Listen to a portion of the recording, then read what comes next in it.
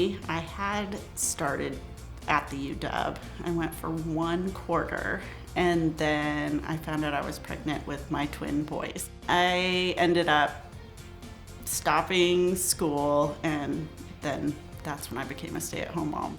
The truth is I wasn't ready. I think just, I still had some growing up to do, and I didn't really value the experience that I had. And so fortunately, I didn't finish out college.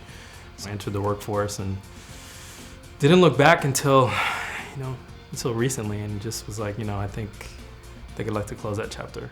When I went to high school and decided on a career, I was like, okay, I'm very good at math, and my parents would love for me to do something like engineering. But I was always interested in understanding social issues. It was a dream all along, but I never thought I would do it.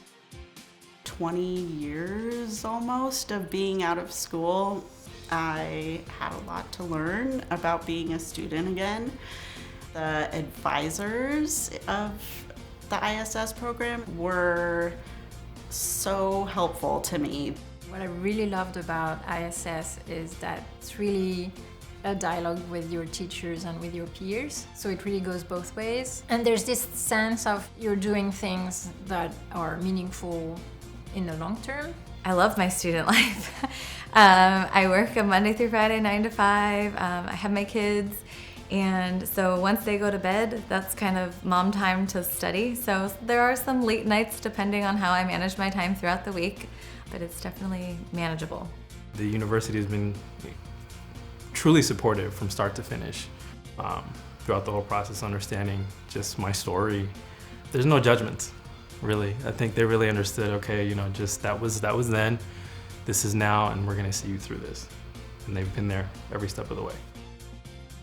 A lot of times when I talk about graduating and finishing up, I will start to tear up. After that first quarter back at the UW, I always said I was gonna finish. As the years ticked by, I think it felt farther and farther away.